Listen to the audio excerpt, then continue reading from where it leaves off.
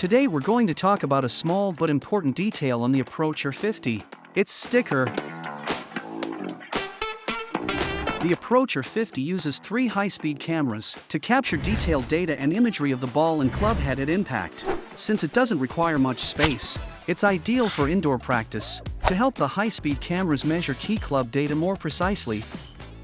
We placed the sticker included with the R50 on the upper center of the club face.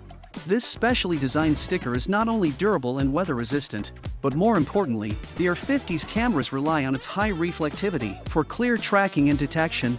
It works almost like a tracking marker on your club face, allowing the system to accurately measure and provide reliable metrics like club head speed and launch angle. According to the Approach R50 user manual, the sticker should be placed at the upper center of the club face. The engineering team chose this position because it works across different club head shapes, and it's the easiest location for the cameras to recognize, while also sitting just above the sweet spot, making it easier for the system to calculate club and ball interaction data. Since the sticker is reflective, it plays a critical role in camera tracking, so if it gets dirty, it should be replaced.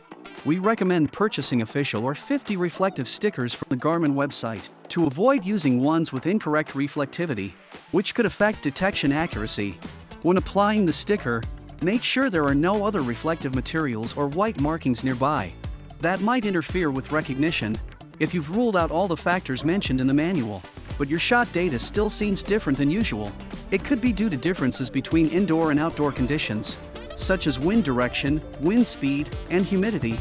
These factors affect the aerodynamics of the ball during flight and spin, which ultimately impacts trajectory and distance. That's an overview of the Approach R50 reflective sticker. Thanks for watching.